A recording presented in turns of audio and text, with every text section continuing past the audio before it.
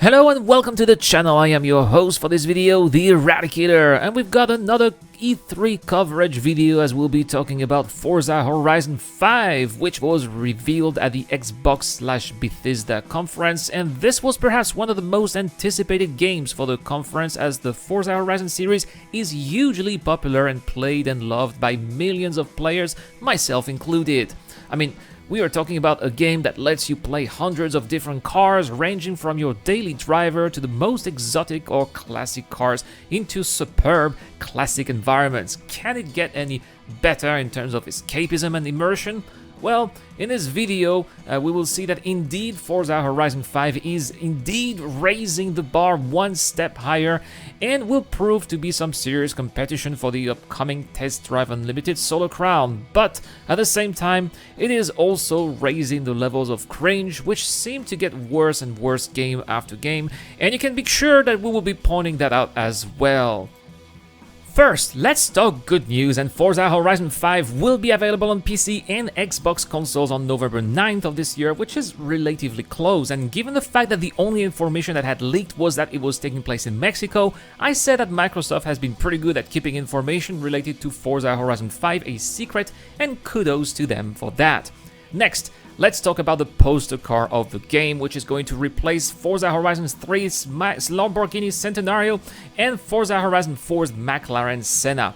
This year, the star is the amazing Mercedes-AMG 1, which is the direct successor to Mercedes-Benz CLK GTR Straßenversion, which was the street-legal version of the old Mercedes-Benz CLK GTR that participated in the 24 hours of Le Mans. The Mercedes-AMG 1, however, is coming straight out of Formula 1 and even has an engine that was directly based on the brand's racing cars. Production will only be limited to a few models, just like the CLK GTR, and you will get to drive one in Forza Horizon 5, and for that alone, I am already excited, not to mention that it looks just like the real one, in the trailer at least. Now, speaking of cars, we get to see a variety of cars that you would expect for a Forza game, with all kinds of cars being represented here, from the ultra-luxury hypercars that we just mentioned before, to the more rugged buggies and modern SUVs. We also get to see some classic sports sedans too, as well as some electric cars, which are of course getting more and more common nowadays, and it only makes sense for them to be making their way into the game. I'm just worried about the sound that they will make and how painful it will be in our earphones. But where the game will shine is with its game environments, which, just like its predecessors in the French Riviera, Australia, or in Great Britain, look absolutely gorgeous, almost larger than life. And this year, Turn 10 Studios is taking us to Mexico, which will mark the first time the series returns to the Americas 9 years after letting us roam the fictional roads of Colorado in the United States. Players will get to cross lush rainforests with fully rendered vegetation, something that Turn 10 Studios have been perfecting since Forza Horizon 3, but are taking to a whole new level in this episode.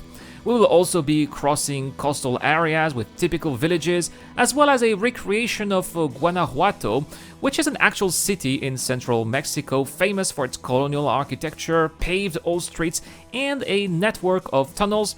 And after checking on Google Maps, it indeed does look like the local roads feature a lot of tunnels, and I am sure that they will provide us with some epic racing. I've also noticed that there are quite a few highways around the city, more than around Edinburgh, so I hope that these will also be featured in the game, as those always give us a great opportunity to drive our fastest hypercars at top speed. And it's just not going to be about beautiful cities and lush forests. We'll get to cross the desert as well and climb a dormant volcano, which is going to be the highest point ever drivable in the Forza Horizon game. The developers promise us the chance to get to see dozens of kilometers far away from where we'll be, and from the looks of the trailer, it does look like the panorama is stunning indeed. Now, all of this would have seemed like the perfect driving game if it wasn't for what was coming after. I'm talking about what the developers simply refer to as the Minigames, which in my opinion are completely unnecessary, but hey, I suppose that to sell more, Microsoft needs to cater to the least mature fan base of the franchise. I mean, I won't elaborate on those. I think that the footage spoke for itself, and I really hope that these will be entirely optional and skippable, just like the LEGO expansion is in Forza Horizon 4. A campaign was also mentioned during the trailer, and the simple fact that there is going to be a campaign with voice actors leaves me worried, as racing games do not really have a good track record of authenticity when it comes to their campaigns whenever they have one.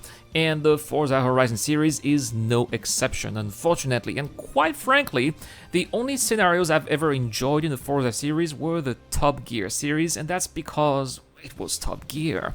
The problem I have with those campaigns or scenarios is that the writers always try way too hard to make the characters sound cool and badass, but in the end, it always sounds fake, phony, and overall just unrealistic, just like what you're trying to accomplish in those scenarios too. Quite frankly, I would rather keep Forza Horizon 4's type of gameplay in which you have a map and you get to choose to participate in whatever race you want to enter without having to be exposed to dangerous levels of cheese. I know I might be ranting here, but history has proven me right on this one and on far too many occasions. So that's it for my review of the brand new Forza Horizon 5 reveal trailer. It surely looks gorgeous, and it is going to be a great invite to escape our pandemic-plagued real world. I just hope that it won't be cringy enough to break the immersion it can potentially provide us with. But what did you think of this reveal trailer? Were you impressed? Was this what you were expecting? Are you getting it on day one? Let me know in the comments section down below. Also, expect more videos to come. Our E3 coverage isn't over, so please make sure to hit that subscribe button and notification bell to be notified as soon as a new video is out. I wish you all guys a wonderful day. This has been the Eradicator. I'll see you guys later.